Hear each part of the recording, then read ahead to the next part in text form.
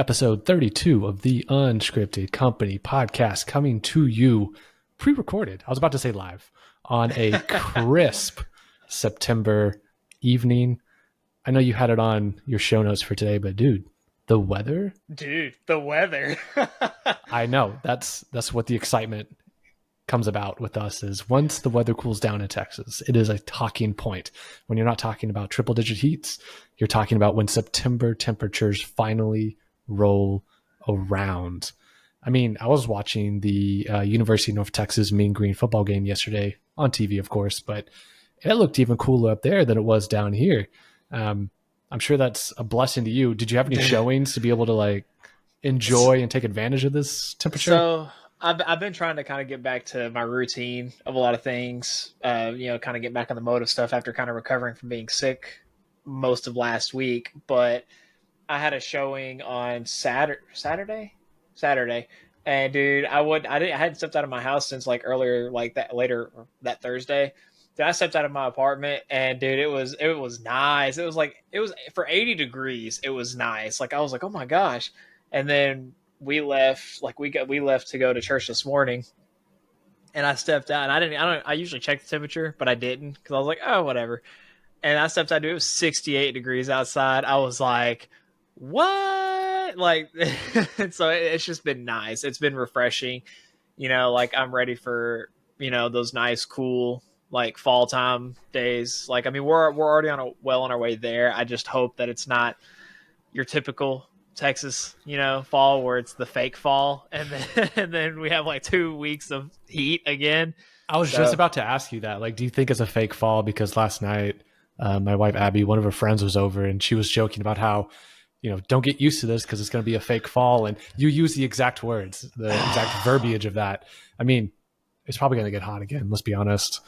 So I looked up the temperatures for the upcoming week this week, I think, or next week or something. I can't remember which one, but it did show getting back up into the high 90s again, but it did not show anything for triple digit temperatures. So as long as we can stay below that threshold, I think, obviously we're fine, but I don't foresee it getting as bad as what it has been. Like, I mean, this summer was kind of bad, but like, I think it could have been a lot worse. Like it wasn't fun in terms of like triple digits, but right. We didn't break any records that I'm aware of in terms of like prolonged heat or not in our area. Yeah, there were a couple days I think when it got really, really hot, but it was like a day, maybe a day and a half. I know we had the heavy rains that came in. I think it was a wet summer. Like in comparison, I feel like I don't know about up there, but I feel like we got a lot of rain, probably more so than average. We got a lot of rain at the beginning of the summertime, like throughout like the end of July going into August.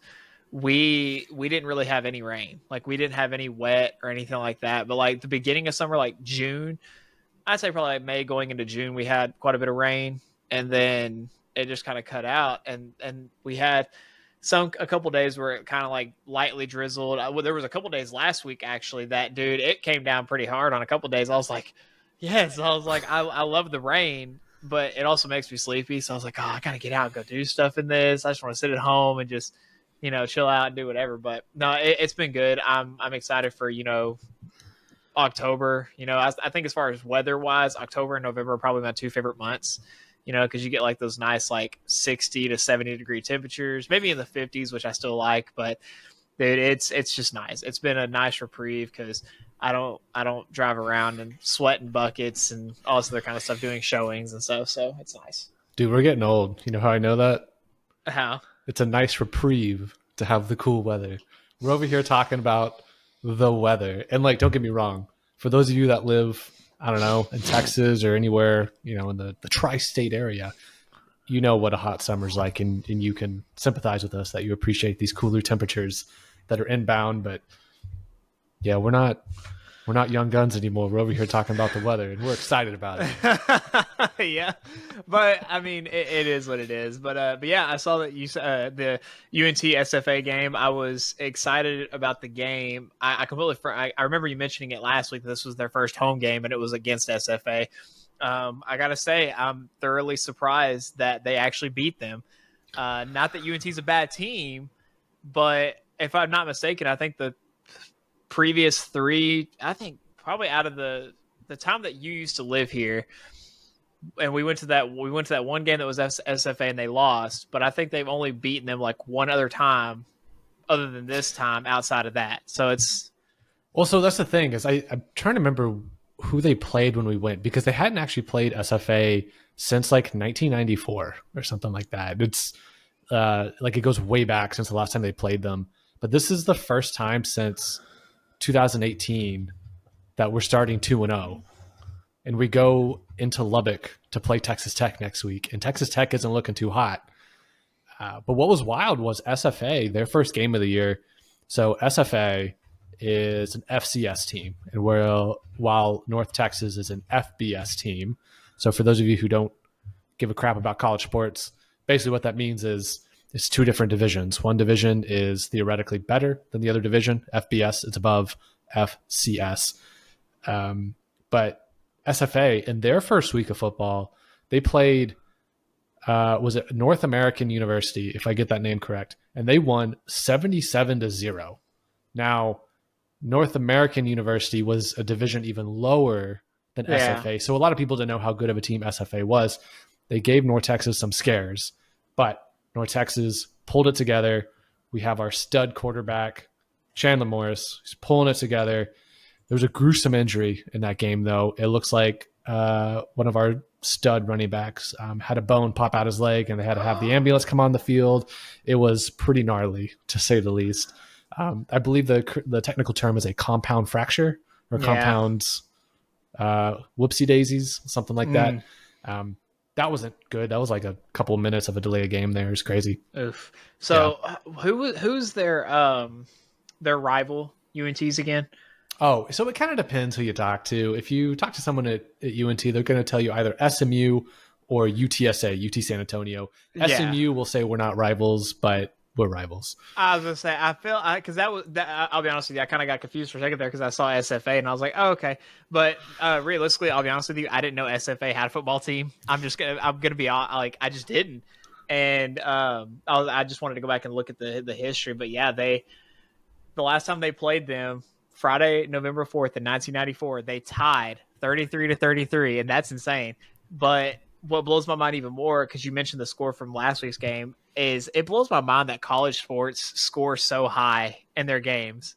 Yeah. Like, I don't know, for those of you who watch college sports, I'm not a huge college sport like person. Like occasionally I'll follow it, like if it's March Madness, if it's like your championship, like going into the championship stuff, the big I'll events. Yeah. But what was that game, that championship game? It was Georgia and I don't know if it was Georgia and Alabama. They scored like 140 like combined points or something like that in one game. Maybe they kept going back and forth. Yeah. But let me. Yeah, there were some crazy scores. Like people like to say they're like video game type scores in terms of like what goes on there. I know like UNT in this game, they had like an 80-yard touchdown run too with it's like our third string running back because the first two were out of the game and our center got hurt.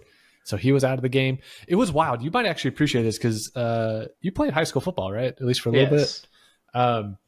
We had a couple of situations that out of all my years of watching all levels of football, I had never seen before. We had a couple penalties because our starting center got hurt. So we had to come out of the game. So we had our backup center in there. And we had a couple of false starts where literally the verbiage the ref used was false start on the offense, everyone but the center or everyone but the snapper. Like everyone on offense was technically false starting because the center didn't catch like the what's the term? The signals. Snap count. Yeah, snap count. Yeah, he didn't get the snap count because he's like, the backup got in there last minute, probably wasn't expecting to have to play that game at all. So it was funny, like everyone had a false start except for him, technically. Gotcha, it happened multiple times too. It was hilarious. Dude, like I enjoyed playing football. I really did. Ooh, but you really did. So what happened? Like, well, so here's the thing. When you go to like, I didn't play all throughout middle school. So it's like when you, and don't worry everyone, we'll get over our glory days in just a second. Yeah, definitely. But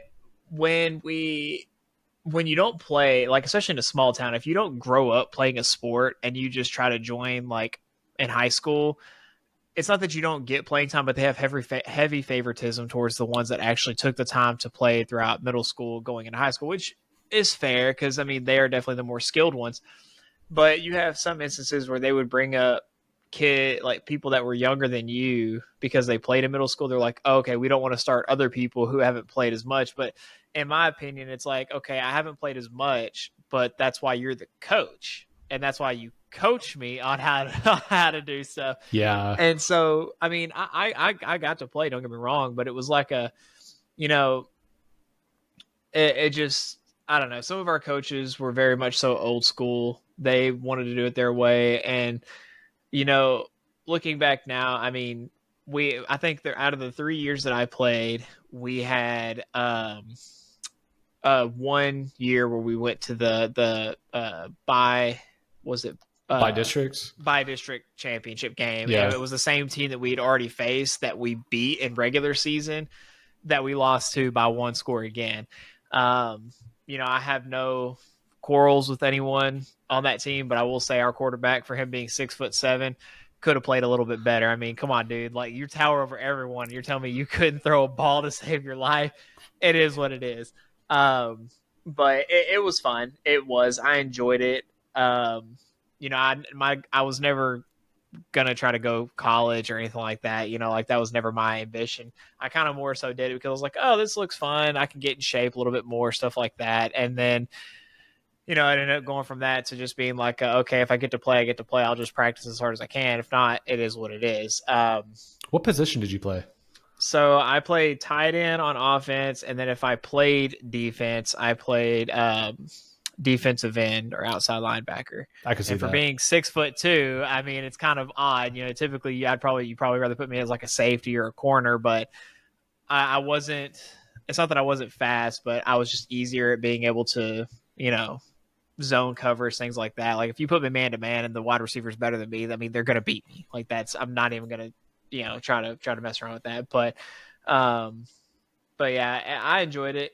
Now last week we had our youth Sunday. I'm definitely not as young as I used to be because we got out there and played flag football, and Ooh. buddy, oh man, it was, I think it was 2 weeks ago we got out there, man. I was yeah, I'm not as young as I used to be. Reality set in. You wake up super sore the next day, questioning your entire existence. Well, that was the day that I first started feeling rough, and then I had those 3 days in that convention in Dallas, and then I was like, yeah, this is not for me. So it is what it is. Man, so speaking of North Texas, just the region as a whole, I saw you put in the show notes, and we've talked about this in another episode previously, but another person drowned at Lake Lewisville. Yeah, I saw a Facebook article about it. Let me see. And while it pulls that up, for those of you listening, if you didn't catch it, I think it might have been like 5 or 6 episodes ago, Lake Lewisville is apparently statistically one of the most deadliest or at least dangerous lakes in Texas for a number of reasons. One, it's in a highly or heavy populated area, so just the odds are not in your favor just from the amount of people boating, fishing around the lake shore. But also there's just a lot of drinking and a lot of other party-like atmosphere when people, if you get a little too intoxicated out on the lake and no one's really paying attention and you fall overboard and nobody notices and you are too inebriated to swim, or you can't swim and you also happen to be inebriated. But so yeah, 6 days ago, September 2nd, 2024, 23-year-old man drowned at Lake Lewisville on Saturday, officials said. Emergency officials responded to a possible drowning call around 10:30 a.m. on Sunday, September 1st. A spokesperson for Texas Parks and Wildlife Department said in a statement, officials said the man who went under and didn't resurface was in an area of the lake that is about 45 feet deep. Whoa. But it's like, why? Okay, let me ask you this. If when you went to the lake as a kid, if you ever went to the lake as a kid and you went with your family, did they or did they not have like the little like barriers, like the little bobble barriers that were kind of like in the areas that you should be able to swim in to keep boats away and stuff like that?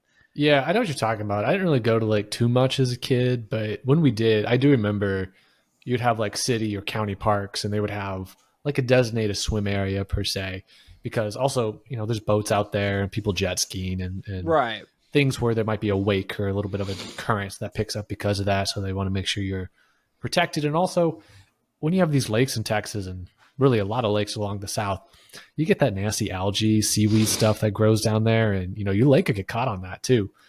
Maybe not when it's like 45 feet deep. That just means there's probably a lake monster down there people aren't aware of yet. But Probably. God, that's crazy because I'm guessing we'd have to go dive deeper into this, but I don't think they found the body if it didn't resurface. No, they found the body. They found him. They recovered the body at 8 p.m. So on the day that it was reported at 10. So it took them from the time it was reported at 10:30 a.m. to find the body at 8 p.m. So that was about a 12-hour, almost a 12-hour difference. That's crazy. And he was 23 years old. They haven't released an identity yet. But apparently this summer has been they didn't say record, but it says I've had a string of water-related accidents and deaths this summer, urging swimmers, boaters, and kayakers to be safe while out on the water. And it was funny because like 2 days after that, or actually just a day or two ago, I saw this woman that posted a picture on the City of Lewisville website or Facebook page, and she took a picture of kids that are out there swimming with no life jackets, nothing on, and there's no guardians around them. Like they're just out there just swimming, just doing their thing. And I'm like, people were getting onto her for like, oh, you're taking pictures of random kids, but at the same time, she could have, if something would have happened, I mean, she could have possibly have been there to, help them out, all that kind of stuff. So I don't know. It's just wild to me, man. Like it truly, truly is. So did you ever see that video that went viral? It might have been a couple of years back, but it's still relevant to where it has the guy and he's in front of a whiteboard. And he has a graph, and it's like the more you F around, the more you find out. And it's like an X and Y axis. Yeah. That's all I can think of is, if you're willing to be out on the middle of Lake Lewisville or even anywhere over probably 5-6 feet deep, and you're not a good swimmer, you've probably been out there all day, you're a little dehydrated, maybe a little inebriated. You F around, you're going to find out. All I'm saying is I'm 6'2". I'm a phenomenal swimmer. I know I can swim, but phenomenal. I'm not, Michael Phelps out here. How's your backstroke? But I'm just saying, it's like if I go out on a lake, I'm still not going to go without like a full life jacket vest on. Like that's just me being safer on that regard. Like like that all in all. But yeah. Well, for those of you that are still listening, first of all, thanks for hanging around. A little plug real quick. If you haven't done so yet, give this video a like. Subscribe if you haven't done so already. I mean, if you got this far into and you haven't subscribed, I don't know why you haven't. I was trying to think of something witty to throw in there and I didn't. So, it is what it is. I don't know why they haven't either. I mean, you've watched this many of our videos. So what's going on, y'all? That is true, man. I do appreciate y'all that do check in week after week. I can see the numbers climbing up there, and y'all that comment and provide your own takes on some of our wild theories and whatnot. Appreciate you. I see you out there. So keep doing what you're doing. But on to the heavy news for this episode. I know you wanted to dive in, at least to start off with, some information on the housing market as a whole. What do you got for this week, dude?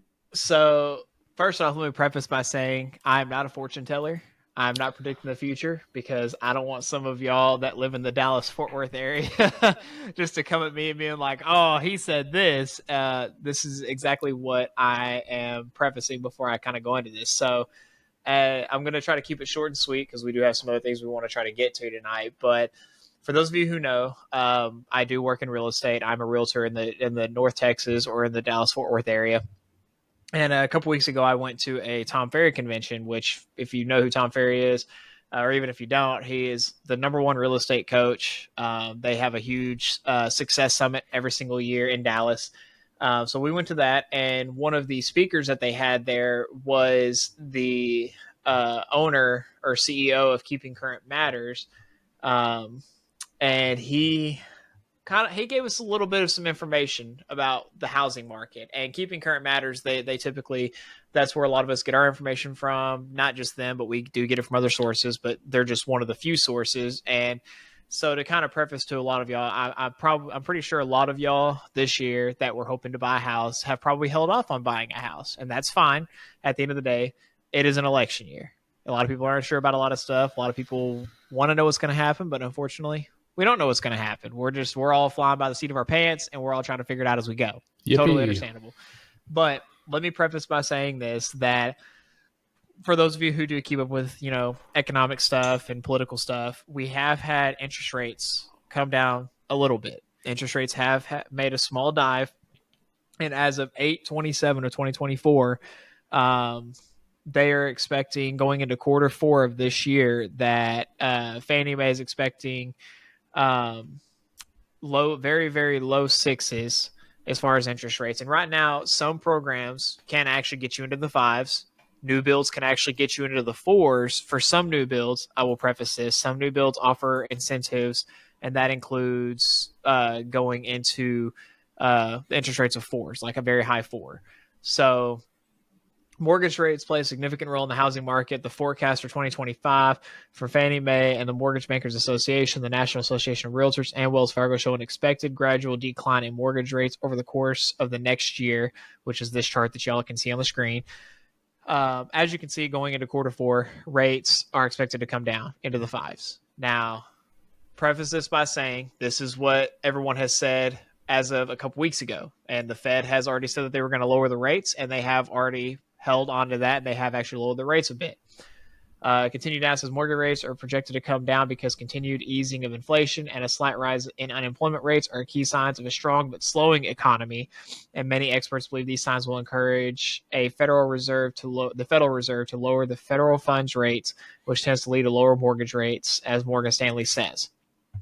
If you scroll down a little bit further, the average of all three of these in this chart right here, it says the market will see an increase in both supply and available homes in the market, as well as a rise in demand as more buyers and sellers who have been sitting on the sidelines because of higher rates choose to make a move. So for those of you who have been waiting for rates to come down and who have said that you're going to wait to buy, I'm not going to be your typical realtor that's like, oh, you got to do it. But if you are looking to buy before rates do come down further going into next year, and you're having to fight for the house that you want and offer $10,000 to $30,000 above asking price, because I've seen it and I've dealt with it, you don't like it would be in your best interest to try to look for something, or at least just kind of dip your toe back into the market to see what's out there, and if you are able to purchase, if you can afford the mortgage, 100% buy. If you can afford it. If you can't afford it, or if you don't know if you can afford it, that's where people like myself come in. So it sounds like you're being pretty honest too, because, and correct me if I'm wrong, the observation I'm having, I'm not a realtor. I just, from the outside looking in, I love to browse Zillow. I try to keep up with, what's going on in the industry, the economy, et cetera. But what I think we found ourselves in, and correct me if I'm wrong here, is we had the scenario where, because of the fast-paced trends in the market from 2020 on to like kind of current, you had way inflated home prices. Like I know in Austin, we saw some homes that, typically that would sell for 300. They're now 450, dare I even say 500, just because there is a ton of demand, especially in some of these hot markets, these super urban, dense environments that are very hot in the South right now. Then you had a scenario where prices almost got so high where the market said, okay, there's not enough buyers that are willing to pay this price. Plus, you started to see interest rates go up. So then you definitely had people that were like, hang on a minute, I can't afford to throw another $1,000, $2,000 a month at this because of the rise in interest rates. So now you're starting to see the market cool off in terms of list price of the house to match where interest rates are. But then you also have a scenario where interest rates are starting to come down. So you're hitting a sweet spot here where the overall price of the home has come down a little bit. In my opinion, maybe it could come down a little bit more, but it is what it is. But now you have interest rates starting to come down a little bit too. So you're hitting that sweet spot there before, if interest rates come down too fast or too low, you're going to see the spike in price hit way again, because people are going to think they can afford probably what's outside of their budget. So it's actually funny you say that. So there was actually a record low of homes that were sold in 2020. And right now, the amount of homes that have currently been sold now is kind of close to that number. So back in 2023, there was 4.8 million homes that were sold in 2023. Now, 2020, I think it was 3.9. We're only expected to go about 4.5 million homes that have been sold this year. By the end of this year is what we're expecting. I think the last time I officially saw the number, it was 4.1. Do you think that's because interest rates are still high in comparison to what they've been in the last decade, plus the price of the average home in these hot markets, urban markets, are still relatively high? I think it's both, but it's also an election year, and statistically, home True. sales fall. I believe if I can remember the number, I think it's 50%. Home sales fall 50% in the month of November every election cycle. So every time there's an election year, that November home sales just fall. People don't want to buy. Respectfully, it does kind of take a turn as well because home price forecasts, and I'll kind of just throw this up there real quick. Yeah, let me know if you want me to throw it up. If not, you can. I got you. I got you. Okay. So more buyers ready to jump into the market will put a continued upward pressure on prices. Obviously, take a look at the latest price forecast. So 2025 home price forecast. These are an average of all 10, and these are all the different groups. Again, you have NAR, you have MBA, Fannie Mae, Wells Fargo, Freddie Mac, all of them. And the percent of appreciation is expected as of 8/27. The average is 2.6% of appreciation. Wait, so is this, if I'm understanding this correctly, this chart here is showing based on each of these financial institutions' forecast models, this is the percentage increase that they expect all homes on average to appreciate, or is this specifically for new builds? This is for all homes. Interesting. One thing I'm thinking out loud here, just looking at this kind of for the first time. If you look on the far right, you have Freddie Mac. Freddie Mac is, correct me if I'm wrong, is Freddie Mac and Fannie Mae. Those are the two that are federally backed mortgage securities. Yeah, so, you know, if you go get a typical FHA loan, you're going probably through one of them. Fannie Mae is probably the one that you're going to go with at the end of if you're a first time home buyer. Fannie Mae is probably the one that most lenders will put you with. It just makes me wonder, like, why is Freddie Mac so low? And Moody's, they've had a sketchy past with getting a couple numbers wrong here and there and stuff like that. But it's interesting to see like Freddie Mac's estimation, also like NAR's estimation compared to Goldman Sachs and Wells Fargo. Now I know Goldman Sachs and Wells Fargo, you know, they're Wall Street.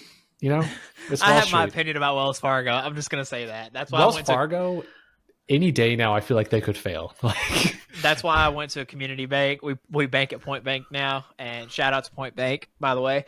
Amazing community bank. The longest running business in the state of Texas. They just hit their 140-year anniversary. So again, I'd like to say congratulations to them for that. And they're one of the last few standing community banks. So, do you think Wells Fargo, and maybe this could be true for Goldman Sachs too, do you think they have a higher projection for appreciation of home values because they need people to take out mortgages because they need the money to, you know, I don't want to say stay afloat, but maybe... I don't know that much about Goldman Sachs, but Wells Fargo, it's hard to tell because they had that huge thing about a year ago or two, and it probably was going on a lot longer than that, but this is just when I heard about it. But they were opening fake accounts. Dude, that was going on for years. Yeah. They just only got caught after, you know, it wasn't too long ago. 2 or 3 years. So that wasn't the only reason why we wanted to leave there, but I have more relationships with people at Point Bank now than I do Wells Fargo, than I ever did at Wells Fargo. So that's kind of why, but I don't know, you know, like that's definitely hard to predict on that front. And just for those of you listening right now, if you're not actually looking at the screen, to give you context of why I brought that up. So this is a graph with like Goldman Sachs, Wells Fargo, Fannie Mae, Zelman and Associates, NAR, Freddie Mac, Moody's, with percentages of how much things are going to appreciate with home value. So if you look on the lower end of the scale, you have like Freddie Mac with 0.6%, so 0.6. But then on the high end with Goldman Sachs and Wells Fargo, you have 4.4 and 4.3. So it's like a drastic jump, which is why I brought that up, just in case you're only listening. Essentially, and I'm going to kind of go read something else too. So this is kind of what on a different page of what home buyers and home sellers can expect moving forward. But overall, my job as a realtor is to provide information. I'm not necessarily using this as a plug by any means, but my job is to provide information to the public because buying a house is going to be the single most, you know, single largest price or purchase that you're going to make in your lifetime. And so obviously it's my job to make sure that you understand all of that. So just to kind of bring up a different one, and I'll go to this one real quick. Yeah. I mean, full disclosure, I love talking about real estate, even though I have no expertise in the room whatsoever. But so like, you're always welcome to talk my ear off about this stuff. Right. So I'm just going to touch on these few points, then we can kind of move on. But the things that change, the other changes that buyers can expect is buyers must enter this happened from the NAR settlement. So I actually kind of want to preface this to anybody who's looking to buy a house. If you're ever selling a house and your realtor asks or has you sign a listing agreement with them, this is pretty much the exact same thing for buyers now. So buyers must enter into a written agreement with any agent that uses MLS that follows NAR's rules before touring homes. Again, your realtor can definitely go into more detail about that with you. I don't have enough time to do so tonight. It says buyers can negotiate how much commission to pay their agent or broker and for what services. That's always been a thing. I've always negotiated my compensation. That's always been a thing. The buyer broker written agreement must identify 3 elements: how much compensation the buyer will pay their professional representative, this compensation specified in a dollar amount or as a percentage, and language confirming that the buyer's representative cannot receive compensation exceeding the amount in the agreement. Here's the changes for the sellers. Sellers can negotiate with their listing broker how much to pay in commissions and for what services. Sellers are free to have their listing broker offer cooperative compensation to buyer brokers off of the MLS through other means, such as social media, flyers, websites, phone calls, and emails. Sellers are free to offer buyer concessions on MLS as long as the concessions are unrelated to compensating the buyer's representative. You can go into open houses by yourself. I'll preface that. It does say that right there. So like you don't have to have an agent just to go look at an open house. You can go in by yourself. But the agent that's there has to make it known that you represent the seller. And if you don't represent the seller, then if there's any substantive conversation or you want to go look at other properties, that's when other stuff comes into play. Again, my job is to provide the information for people. This is all public information. Anyone can literally get on NAR's website and look at all of this. Like I said, as far as the market moving forward, like we're expected to see, hopefully next year, from what they told us, is we're expected to have 1 to 2 more rate drops this year, and this is from Keeping Current Matters, and we're expected to have anywhere from 5 to 8 rate drops next year. So that's what they have said, depending on how the market goes and what happens. But I would just expect rates to kind of come down a bit in the future. And so for those of you who have been waiting for this moment, again, prices may kind of go up a little bit, but overall lower interest rates, it may make it harder to find the house that you want if you're fighting somebody else for that house, in a sense. But I just want to kind of preface that for everyone. So that's why you got to challenge people to a duel if you really want the house, you know? I guess so, man, you know? Yeah, but, you take 25 steps in that backyard and turn around and see if you can take that duel. But I just wanted to I wanted to talk about this last week, but it was a little bit more to kind of get into. But that is kind of what's happening in the housing market right now. You know, like that's what's going on. And I do feel like there's going to be a lot of people who waited, and they're still going to find the house they want. I don't doubt that at all. But I just want people to be prepared that, you know, if rates come down, it'll make everything more affordable, and hopefully including houses. So yeah, and then like new builds, they aren't slowing down anytime soon, at least in the hot markets. I'm sure you see it up there, but I know like in the Austin area, even when you saw prices kind of peak out, I was like, okay, you know, if I'm a home builder, you know, you can only raise prices so much before the market's like, nah, I ain't buying this. But man, we got like so many subdivisions coming in that are like 3,000 homes, 4,000 homes, like these massive like master plan communities are coming in. And, you know, they're nice homes, but I'm not a big fan of the good old HOA, but it is what it is. You can't really get in these new neighborhoods without having an HOA these days. And I get it. It's a game. You got to play the game if you want to win the game. So it's time to play the game.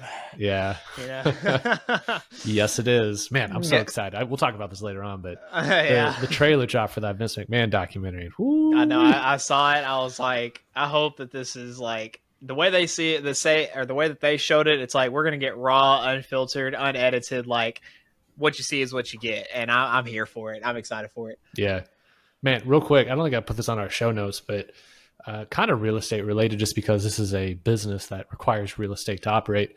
Have you been seeing the videos of this Cosm Sphere thing in Dallas?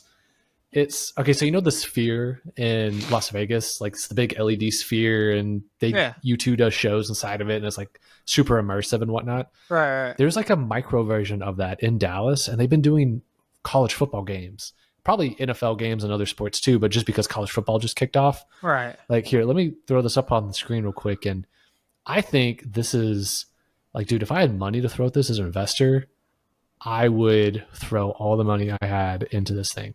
Look at this. So I'm gonna play this video real quick.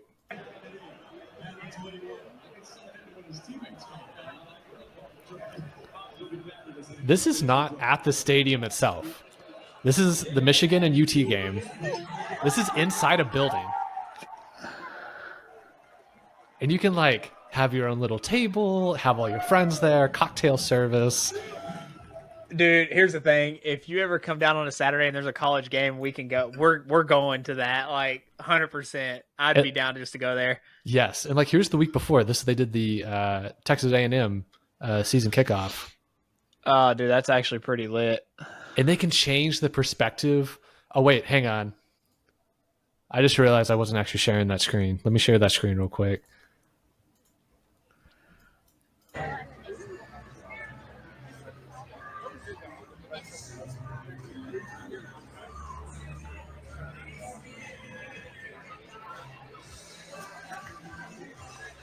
Like, I think this is revolutionary for sports viewing.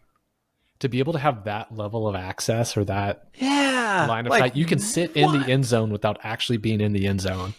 Dude, so the amount of amenity-based things like that are in Dallas, Frisco, like Plano, like just kind of preface for those of you who don't know, like we just got a PGA Tour golf course up in Frisco like earlier this year, I think, is when it was officially done and opened.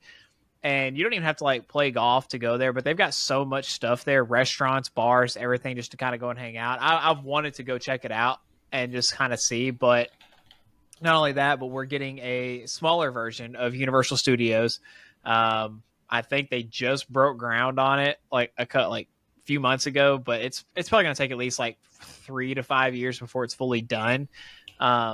But that's like they're building so much out there. Like again, as far as housing, it's not going to slow down anytime soon. So it's crazy to see how fast like the North DFW area has like grown.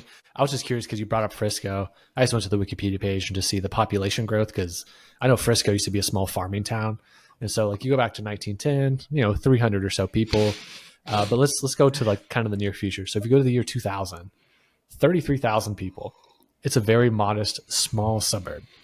Then you flash forward 10 years, 116, basically 117,000 people. 2020, 200,000. 2022 estimate, 220,000. So it's crazy just to see, like, between 1990 and 2000, they had 449% growth.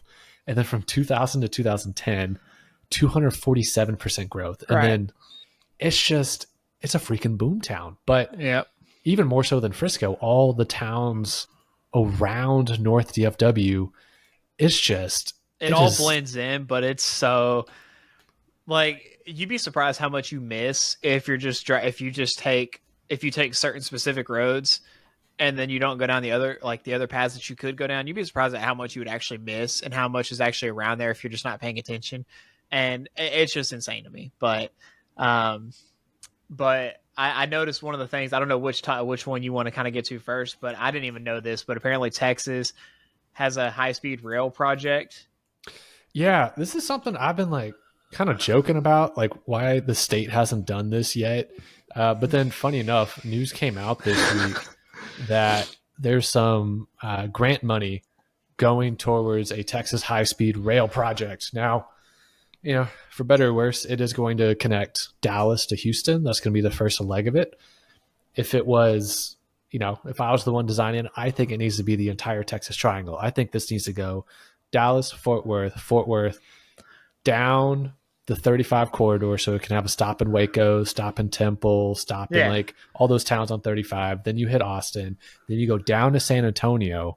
And then you go have a connecting rail line from Austin to Houston and then Houston up to Dallas. So, and you can even have a leg of it that goes either down 45 or 35 and it cuts over to Bryan College Station.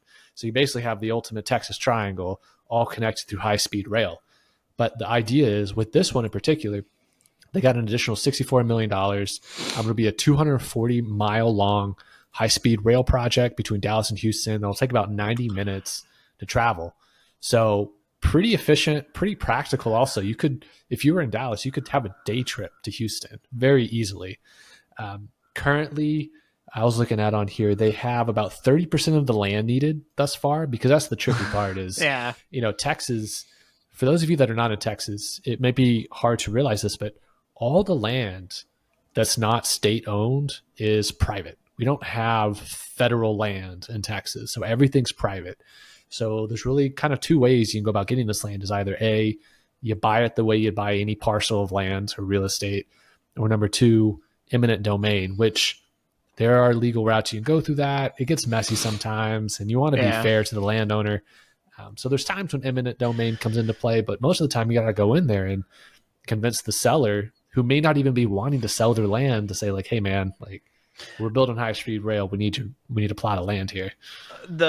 Just a couple things from that. So first off, the way I see it is if you have a whole bunch of land and you just have it and it's just sitting there and you're not actively doing anything with it, either sell it to the state or sell it to someone who's actually going to utilize the land. That's all I'm saying. I get that you have it and you're probably just trying to make a quick buck off of it, so you're waiting for it to appreciate because land doesn't actually depreciate. I will also say this too. I think that the high-speed rail going from Dallas to Houston, that could definitely be fun. Like that, again, taking a day trip down there and taking it back, depending on the hours of operation, which I would assume it'd be almost a 24-hour operation at the end of the day. Yeah.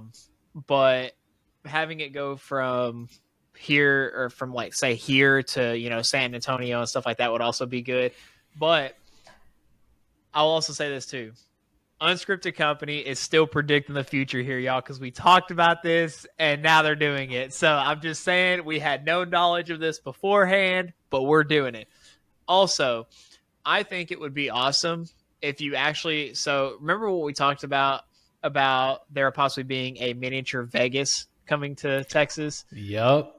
That is an idea, because you could make literally an hour and a half trip going from, like, let's just say it goes down to Austin, and then it has like a direction that goes completely west and goes into like all that land that's just not being utilized for anything, but it goes to the miniature Las Vegas within Texas. And that would be like, you'd make so much money off that, because people wouldn't have to drive 5 hours or 6 hours just to go there. They literally just take a train and then have your fun and then take the train back. Yeah, you basically take the yellow line that's proposed here that kind of goes from Temple to Killeen. Right. And you'd have it just keep going west, because here's San Angelo. It could just keep going out there, and that's where we make our little Las Vegas. Like, for context, so there's some like estimates on here. Now, this is truly just like fan fiction, basically. This is not the official plan whatsoever. Because if you notice, the rail lines actually from DFW go down to Waco. So there's nothing that goes along the I-45 route. I don't give a crap about I-45. I'm sorry if you live along I-45, but this state, the lifeblood of it is on I-35. But the idea here is you could go from Fort Worth to Galveston, 2 hours, basically. 2 hours, 10 minutes, theoretically. Or if you wanted to go Houston to Dallas, hour 45. San Antonio to Galveston, 2 hours. Austin to Houston, hour 10. You go Fort Worth to San Antonio in about 2 hours. This makes the state so accessible. And think about this. A lot of people assume this is like going from, Dallas to Austin for tourism purposes. But in a much more practical use case for this could be, let's say you live in Temple, you live in Waco, maybe you live in College Station. You don't have access to international airports. You have to drive to Houston, Dallas, Austin to fly out if you want to go somewhere. Now, I know like Waco has a regional airport, but it taxes you up to Dallas and you pay for that ticket. Now, imagine if you lived in Temple and you could take less than an hour's worth of a train ride to, Love Field or DFW International and fly out from there. Or you go south, you go down to Austin Bergstrom, or I don't know what the airport in San Antonio is called, but you go down there and you can fly out.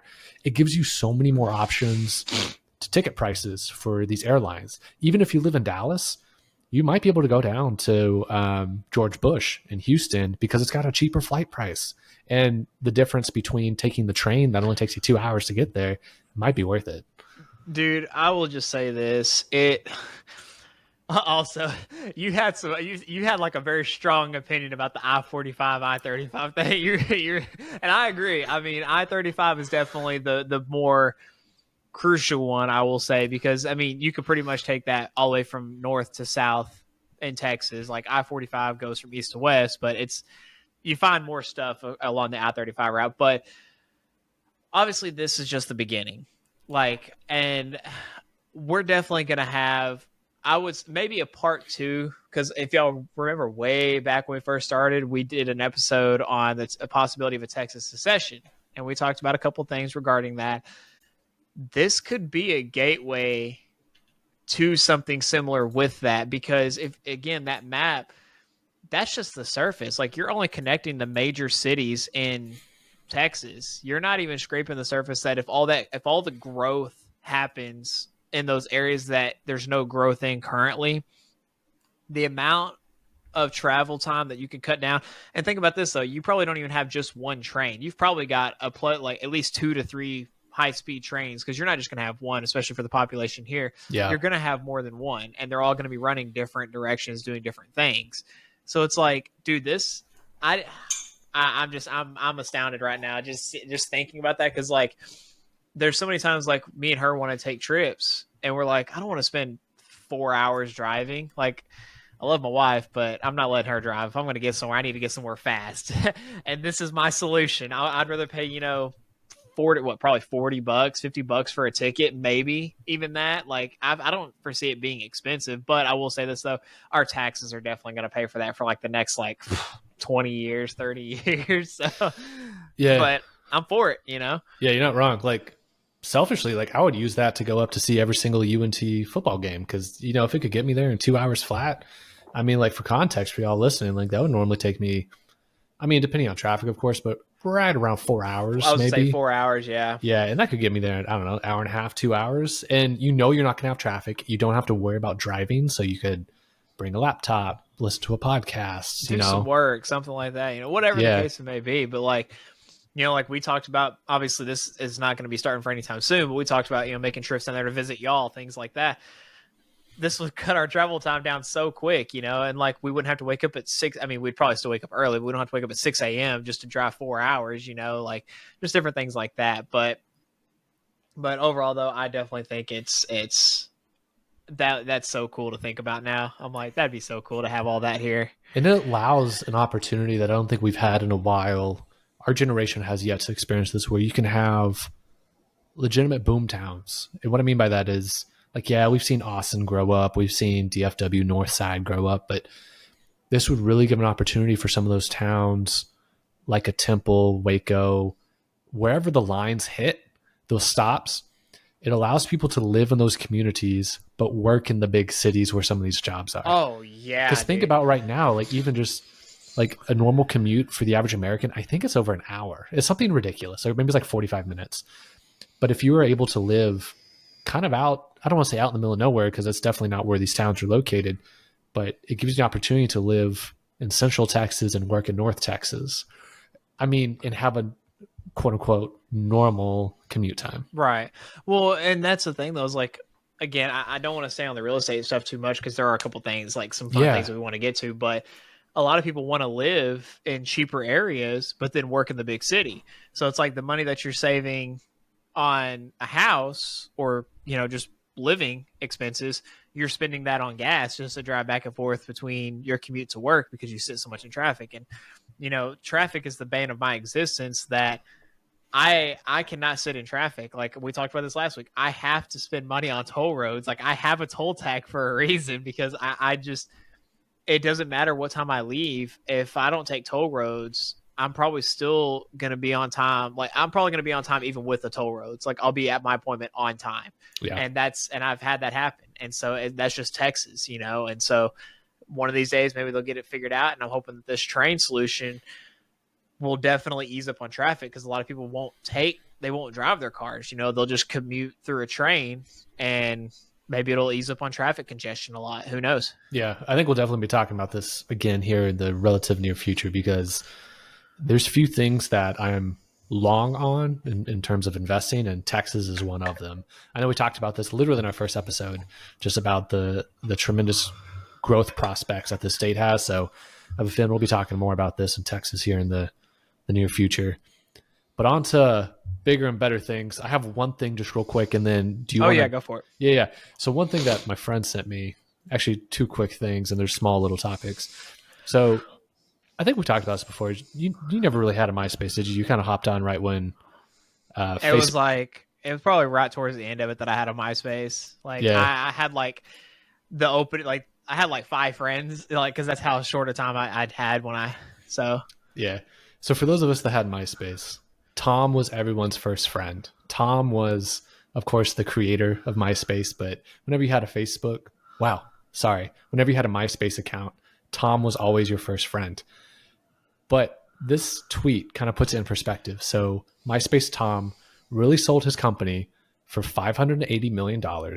He secured the bag, avoided cancel culture, race wars, political sabotage, power games, censorship attacks, and he just went on to live his best life, doing photography and traveling the world. The best to ever do it. That's all I got for that one. I just thought it was kind of cool. It was like, oh yeah, like he's the only one from like the tech world. Now I know there's probably some others out there, but he's like some smaller, yeah, but he's really, he made a legendary product that really was like the birth of social media. I'll say it. I think MySpace was the birth of social media. Yeah, sold it for a decent chunk of change, $500 million, and he didn't have to deal with any of this online cancel culture nonsense. He's just out there photographing the world, living his best life. Dude, that is so, like, I look at all these people, and it's like, granted, like, this was a different time period, but it's like I see all these people that just, have all these things that they have that happen. Like, I don't know if you saw, but and I can't believe I'm talking about this right now on our podcast. For those of you who know the meme or the TikTok video of the Hawk Tua. Yes. Dude, I am so a lot of the stuff that she talked about, like, people were saying how she made millions of dollars. Some people were calling, saying it's fake. It's not actually true. She's not actually making that money. But she's about to release a barbecue sauce line. And she's actually releasing a podcast called Talk Tua. You know which media label that's under too? What? Barstool Sports. Are you kidding me? Right? See, here's the thing. All right. I'm not ragging on anyone's success by any means. Okay. People have ways of finding their success. Maybe it lasts for a long time. Maybe it only lasts for a month or two,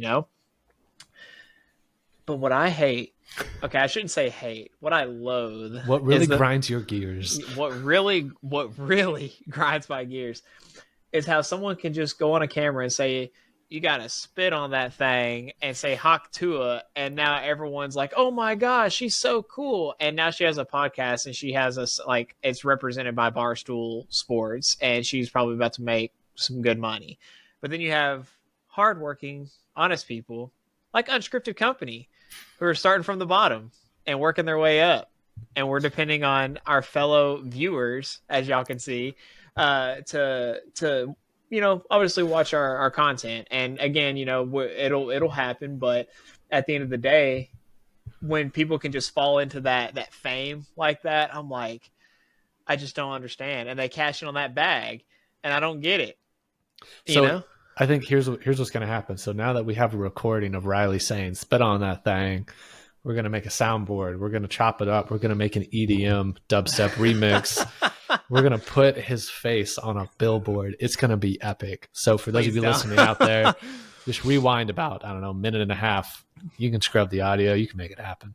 Riley's about to be famous. He's going to be the spin on that thing realtor. I don't know. He's going to make it happen. Oh, gosh, dude. I cannot. So just your eyes got so wide there for a second. But it's just one of those things that, like, again, however you get famous is how you get famous, however you make it in this world. And again, if that's how it is, then that's how it is. Again, I don't falter anyone because everyone has their own way of making it and everything has a way of working out on its own.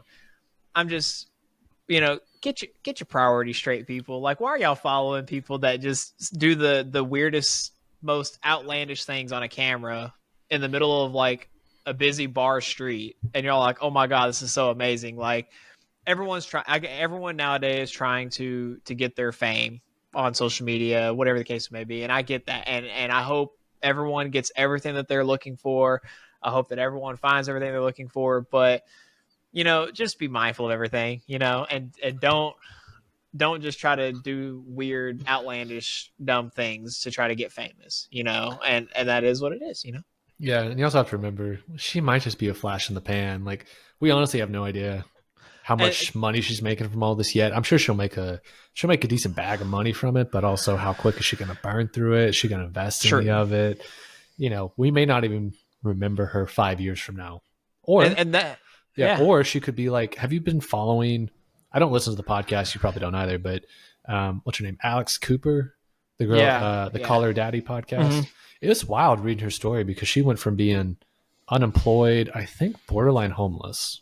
Don't quote me on that, but she was definitely unemployed in like 2020, Yeah, where she went from being like an ex server bartender to now like easily top 10 most known podcasts out there, and has shopped around multiple times where she's gotten exclusivity bonuses where like Spotify threw millions of dollars at her. That contract ran out, and now Sirius XM is throwing millions of dollars right. at her. So it's crazy just how like some of these people can go from being absolutely nobodies to people just throwing money at them Right. for And various I reasons. commemorate people for that, like again, I not to take anything away from people who, have their 15 minutes of fame on TikTok and make money, whatever the case may be, and I applaud y'all for that. It worked out for y'all. It doesn't work out for everyone, and if this is going to be her, tip meal ticket, I guess, so to say, not to say that lightly, but I hope it works out for her. I do. And, there's not to take anything away from that. Um, but just for those of you who are listening, again, we're not ragging on anyone in particular. I think it's outlandish, but I also think it's like someone got famous from just saying a specific line, you know like that's kind of what I think of when I'm like, how on earth, but I'm like, okay, like I guess that worked for her, so we'll see.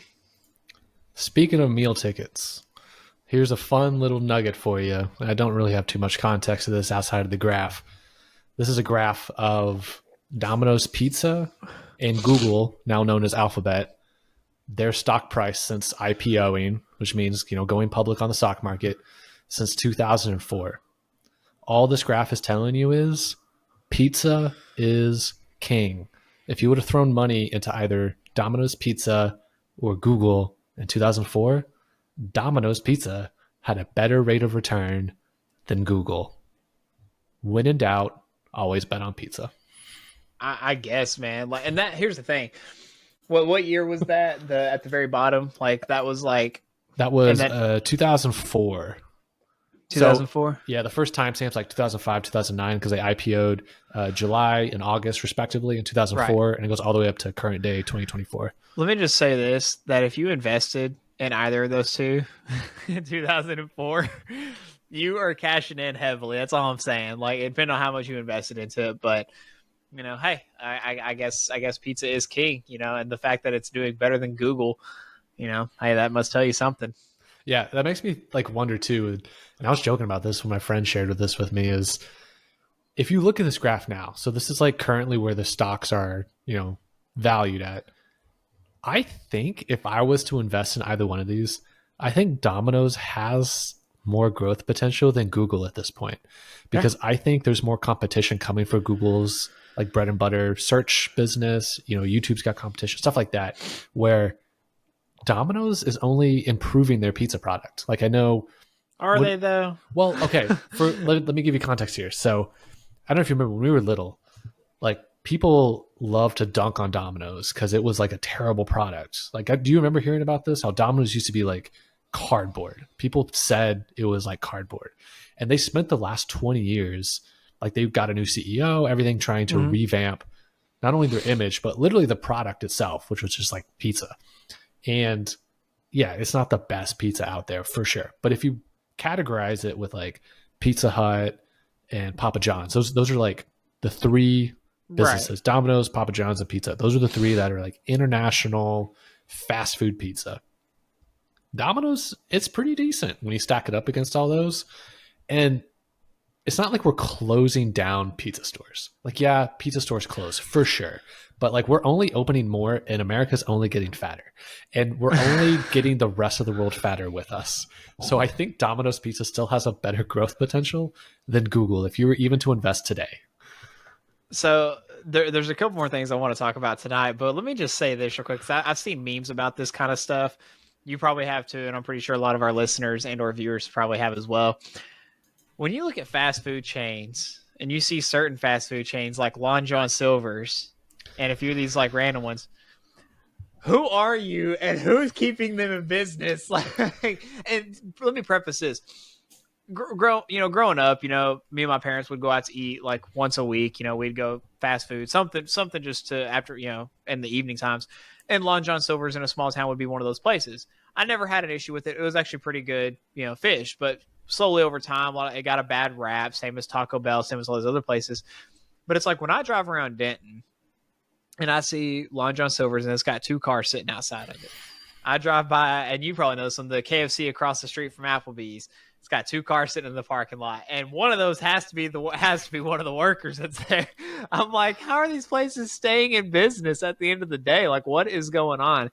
But then, like, you look at other places like Little Caesars, again, Papa John's, like the wing places, the pizza places, the burger places, like they're all doing well, doing fine and everything.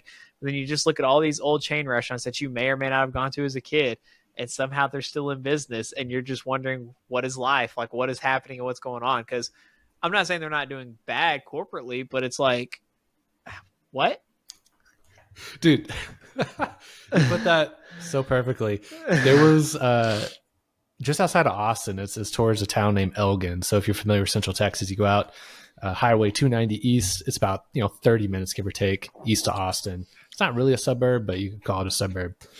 And there is when they do those like half and half fast food restaurants where it's like half something, half the other thing.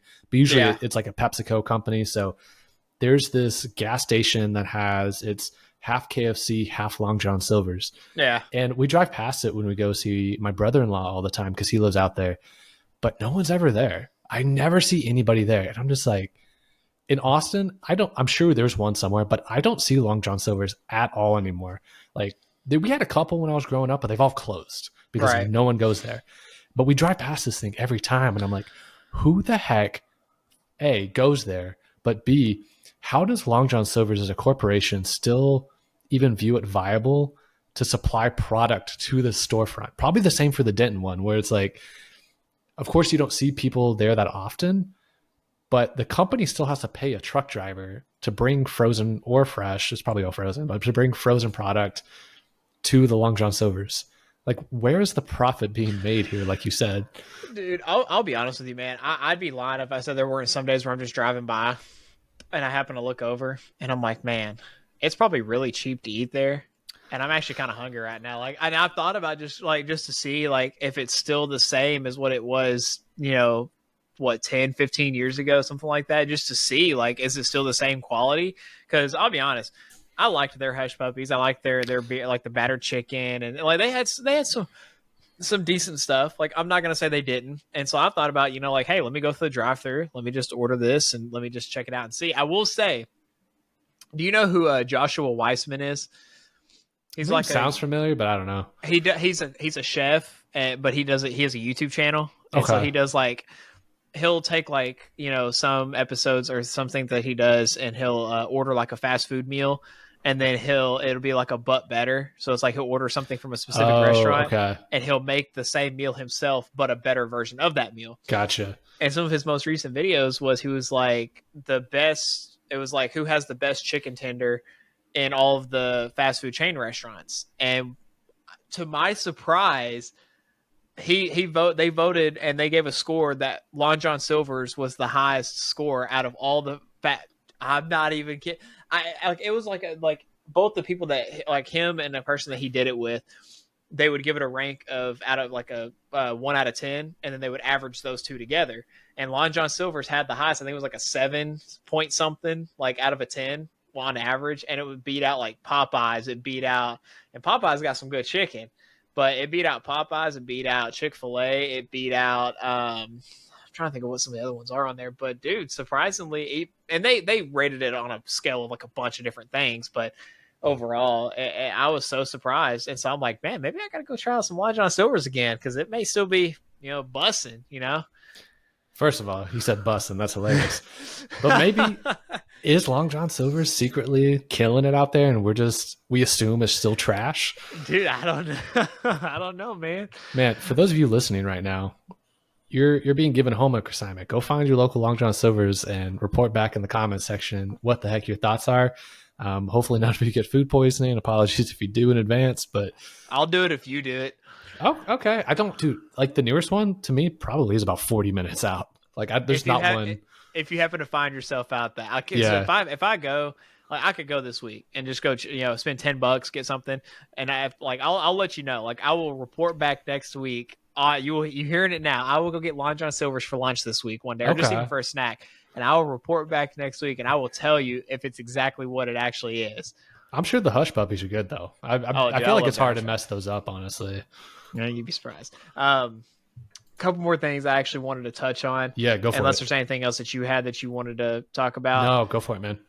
These are just kind of like, one of them's a sad thing, but one of them's kind of an interesting fun fact. I didn't know about this. I'll kind of do the latter of the two. So for those of you who don't know, there was another school shooting this past week over in Georgia. Again, kind of preface by saying, our hearts go out to those people. It's definitely not something that is expected or fun. Something that we shouldn't have to deal with. Something our next generation of kids should not have to go through and deal with, especially since we didn't have to go through that growing up. Um, and but I kind of have an issue with this in one way. So the father of the son, I'm pretty sure the son got convicted too, but the father of the son actually got convicted for involuntary manslaughter. So he's facing 4 charges of involuntary manslaughter and 2 counts of second-degree murder and 8 of cruelty to children. Now, I don't know if the father just straight up just gave his son the weapon, or if it's one of those like the son had access to the weapon or gained access to the weapon. Again, so he went to court on Friday. This was 3 days ago, so he went to court this past Friday, and they are convicting him of that. Okay, so I'll preface they are charging him. So just in case any lawyers are out there listening, convicting is like yeah, okay, yeah. No, you're good. So it says right here, authorities are investigating. Here, I'll just kind of pull it up here real quick. Yeah. Authorities are investigating whether Colin Gray bought the AR-style weapon as a gift for his son in December 2023. Law enforcement sources told CBS News and all this.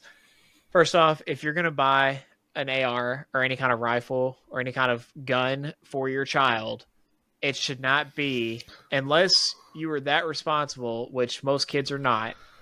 I was the exception, but because I knew not to mess with it unless I was actually going to go out and play target practice, like actually go out somewhere and go shooting. But you should not allow your child to have access to that firearm. It should stay locked up in a safe or locked up somewhere where your child cannot get a hold of it unless you were in front of that child. So, but one of the reasonings why I kind of have, so for those of you who obviously probably know, I'm pretty sure everyone knows at this point, but the assassination attempt on Donald Trump, if I'm not mistaken, and this is kind of where the difference comes into play, I guess, but the gentleman who fired the shots and killed that father, and then ended up hitting the president, or former president, possibly soon to be reelected president. His father was not charged, and the difference is I mean he was 20 years old, or 20 years old, so obviously he's an adult, so he's being charged by himself. But if he still lived at home and he was still under the roof and the care of that parent, that father should also have some sort of legislative Have some blame put towards him. Have some blame towards him, because especially if his son was not supposed to have access to that firearm. Again, there is a difference there because one was 14, one was 20, but again, at the end of the day, no matter what, stuff like this is not okay. Be smart people. Like, if you buy a firearm for your child, give your child adequate training. And if you can't provide them that adequate training, take them to a gun range to let a licensed professional give them that adequate training. Keep in mind, I know parents who have bought their kids guns when their kids are in the single digits, and they take their kids out shooting, and they're perfectly fine doing it, and they know the responsibility of handling firearms. Some people do not.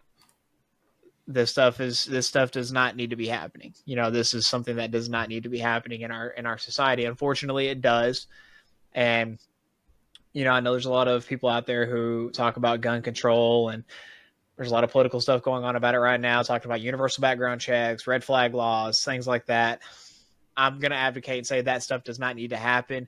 We just need to be better as a society and just treat everyone with kindness and respect. And things like this are still going to happen. But if we can avoid it in the best way possible, then that's the direction we need to go into as a as a country, as a united people.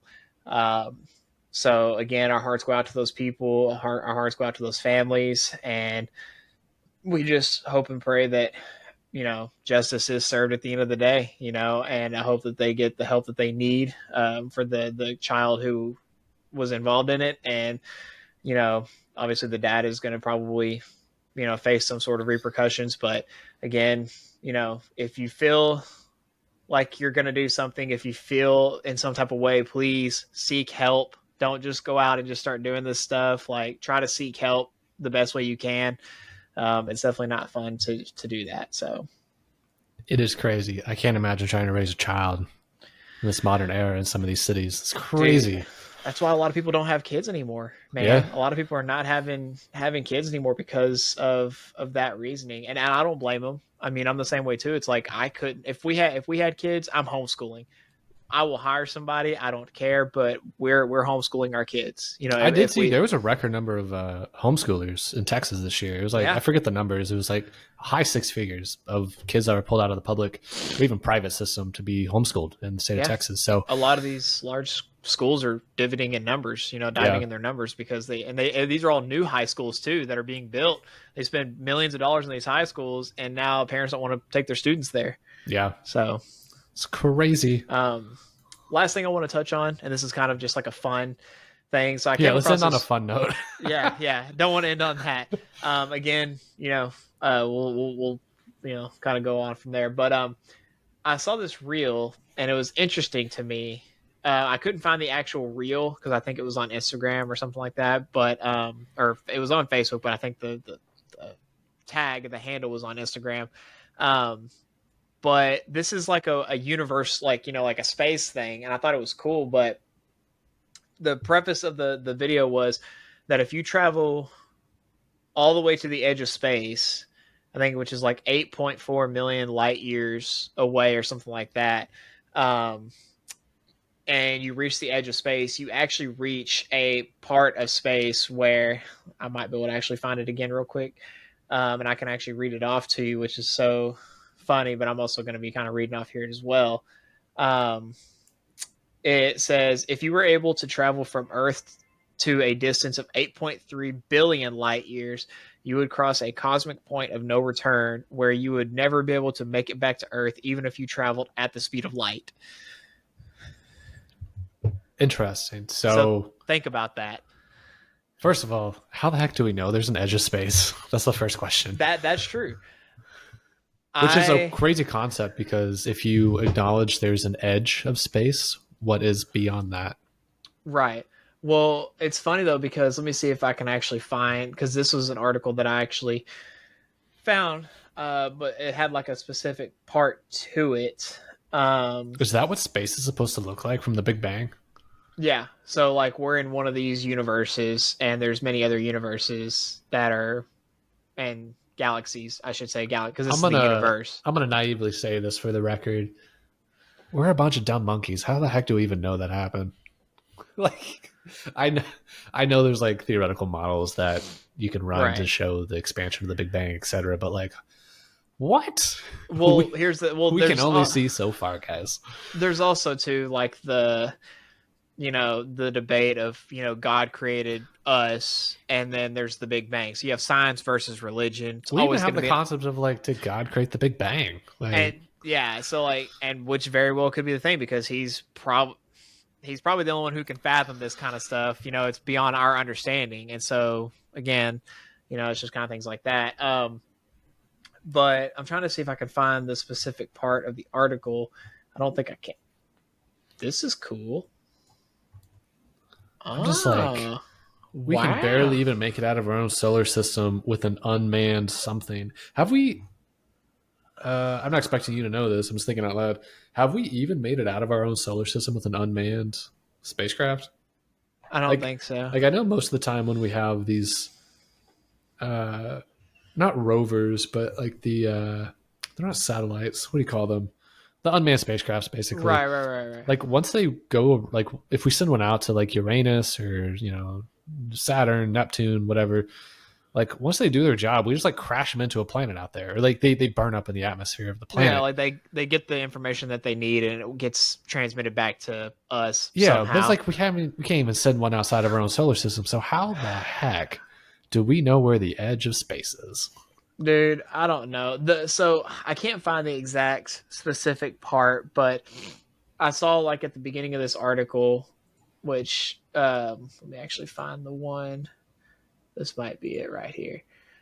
So this person right here, okay, right here. So this talks about. Here, let me actually find this other screen and share it real quick because I could tell you. So it's like the cosmic point of no return, which is typically associated with the event horizon of a black hole, you would not be able to return to Earth because the gravitational pull is so immense that nothing, not even light, can escape past that point. But I also saw something else that talked about that how our galaxy is shaped is actually where you're going in a circle. So wherever you start at, you're eventually going to come back to that point. To me, trying to think about this right now, I can't even perceive this and think about this in my own mind.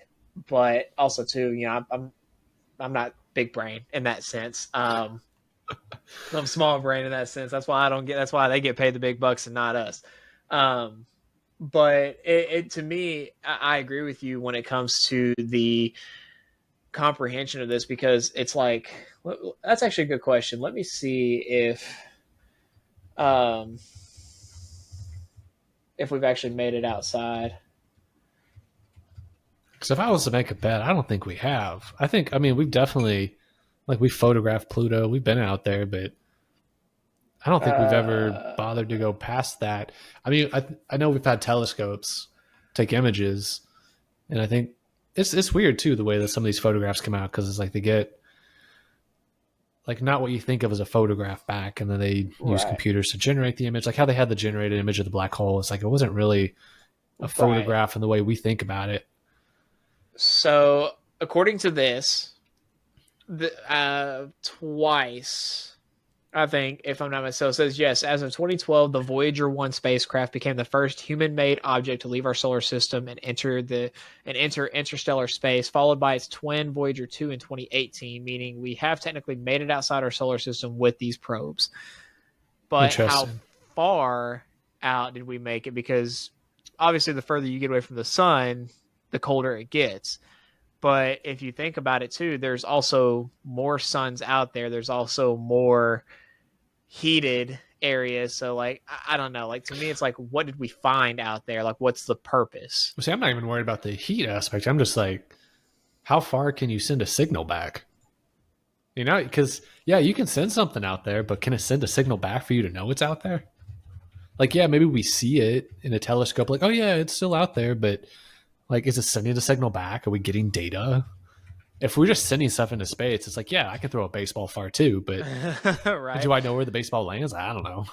So, oh wow. So Voyager 1 took so it's weird though because they said 2012 and then they said 2018. So I guess it takes that long to get out there. It's probably still actively traveling. Yeah. But 1990 says Voyager 1 took this iconic image of Earth from 3.7 billion miles away on February 14th, 1990. The image shows Earth as a small dot in space surrounded by sunlight. The image inspired the title of Carl Sagan's book, Pale Blue Dot, A Vision of the Human Future in Space. So do you have that image? Let's see. I've probably seen it before. I just never really thought about where it came from. Okay. Well, there's that. Let me see if it actually will show the image. Let's say worst case, I'll just Google it. It says Pale Blue Dot. That sounds so familiar. Oh, okay. Yeah, I see it. Here we go. Oh yeah, if you want to pull it up, you can pull it up. Yeah, it's pretty simple. It's not mind blowing, but it's this. Yeah. Yeah, we're a pale blue dot. And then they talked about Apparently, it's still actually actively going now. Voyager 1 is still actively going now, and it continues because it crossed into interstellar space in August of 2012. So that means out past our solar system and continues to collect data. So we're still actively receiving data from it. So if that answers your question, there's probably going to be a point in time where they're probably going to, put out some sort of, like article that says like stop receiving transmissions. But also, too, let me say this right now. I think it's wild that they can send out a spacecraft that is still collecting data well outside of our solar system, but they can't bring 2 astronauts home safely in a capsule. Oh, dude. Real quick. All I'm saying. Did you see that that capsule, the Starliner, was emitting? Yeah. Here, let me throw this up here just real quick. Dana told me about that earlier this week. I saw that you put it on there. Yeah, so for those listening, let me get you up to speed real quick. So we've talked about this in other episodes, but Boeing, they have their spacecraft called the Starliner. It took up 2 astronauts, supposed to be like a 5-day trip. Starliner broke down. NASA said, hey, Starliner can't bring these astronauts back. And so SpaceX is going to have to go rescue them in 2025. But the Boeing Starliner was emitting a sound. And so let me play this real quick, and it'll give you context. You'll hear the astronauts as well. This was kind of wild. This hit the news, I think last week or the week before. Houston on 2, got a question about Starliner. Houston's with you, Butch. Go ahead. There's a strange noise coming through the speaker, and I didn't know if you could connect into the Starliner and let me keep mic and let you hear. I don't know what's making it, but I don't know if it's something that maybe is connected between here and there, making that happen. But anyway, can you do that? We can configure that, Butch. Give us a minute, and I'll call you back when it's ready. Okay. Station Houston on 2, we're configured for audio via hardline and CST. If you want to give us a call. Okay, I'm in Starliner, and how do you read? 5x5, how many? Yes, sir. Okay, I'm gonna keep the mic up next to the speaker. Copy. Hear that? At negative, Butch, we did not hear anything.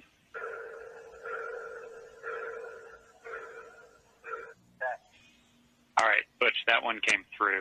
It was kind of like a pulsing noise, almost like a sonar ping. Yeah, I'll do it one more time, and I'll let y'all scratch your heads to see if you can figure out what's going on. Here we go.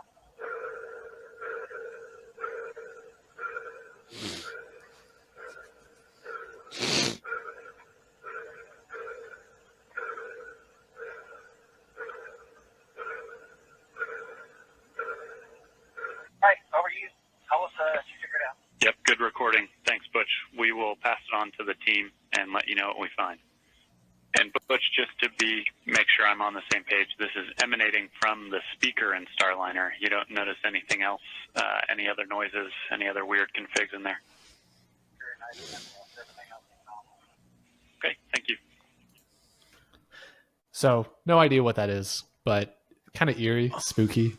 Who knows? Apparently they can't, because my wife showed me something else that apparently they came back and said that it was it wasn't anything weird, but it was something that was like mechanically happening or something with the Starliner, like that was just causing that to happen. I, on the other hand, am thinking like, dude, like this. So every time I see like weird stuff in space, I always think about like those like weird like horror movies where people get stuck in space by some kind of alien that's just like trying to kill them all. And I'm like that's what I'm thinking of. Like there's something up there, man. Like it's just trying to reach out to people and trying to touch base with people, but I couldn't imagine being stuck up there for that long. I really couldn't. Like, I know we've talked about that before, but oh my gosh, dude, I can't imagine what they're going through. And they might be having a grand old time, but they also might be internally freaking out every single day. Like, is this going to be our last day here? Yeah, no, it's crazy. I know when I first heard it, before I like looked into it to see if there was a rational explanation or response from NASA, etc. I was like, what's happening up here, guys? Right. Like, is this something we should actually be concerned with, or is it just, in this case, it's just something mechanical that, another failure of Boeing, so you can cross that one off the list Right. yet again. But man, so we had a pretty lengthy conversation on this one, if you think about it. I think it kind of sums up with real estate outlooks, projections on where we're headed with the real estate market. And I think what was the second biggest thing was probably like the high-speed rail. I think just talking about Texas in general, like that. I'm trying to decide, should we title this episode about real estate in Texas? Maybe I'll think about what to title this one. But We'll figure it out. Yeah. But if you stay with us this long, we appreciate you. This is definitely probably one of our longest running regular episodes that's not a live stream. So we do appreciate all of you who have stayed with us this long, and have just, enjoyed the conversation that we have here. So if you have, then please give us a like, a follow, a subscribe, or just, just continue watching. If you find that you're still not ready for that yet and you're not ready for that long-term commitment, we get it. But we're here for the long haul, and we do appreciate any support that you can give us. Definitely. And the best way you can support those astronauts that are stuck in the deep depths of cold nothingness in space. Do they even have enough food to survive? Is there enough oxygen? Is there an alien stuck on the Boeing Starliner that's, could have already killed them, and NASA just doesn't want to tell the public just yet? And all we have is the last sounds of Butch on that radio saying, "Hey, NASA or Houston, listen to this." That could have been the last thing he ever heard too, and we just don't know. Yeah. But the best way you can support them, like Riley said, give us a like, follow, subscribe. We'll definitely appreciate it. I'm sure they will too. They'll never know what happened, but we'll let them know as soon as they come back to Earth, if they ever do. But as always, Riley, I'm going to leave you with the last words. Drop some wisdom on these people, and we'll go on our merry way. Sounds good. One quick little plug. Again, if you're not able to support us in monetary ways, again, we do have our merch. These aren't officially out yet, but if this is something that everyone would like to see, we do have official Unscripted Company coffee mugs. Not available for sale yet, unless that's something that everyone would be interested in. But again, if you can't support us in monetary ways, again, just watching the content, having a good time, and letting us know your thoughts. Also working on a Unscripted Company crop top. We might wear them an episode here or there, but who knows? Yeah. You never know. And parting words of wisdom. Again, kind of one of our last couple topics. Be kind to everyone. You never know what someone's going through. Please, if you feel like you're dealing with some things, please seek help. There are definitely hotlines for that. There are definitely people that are here for that. If you are looking, again, to possibly purchase any form of real estate, and you do happen to live in the North Texas or DFW area, I would definitely love to at least sit down and have a conversation with you about that, even if I'm not the realtor that you choose to work with in the end. But I just enjoy talking to people, meeting people, and seeing what's going on with everyone. And then again, hopefully our astronauts return home safe. Again, just keep them in mind and just stay up to date on all the latest news regarding that. But until next time, we'll see you guys around.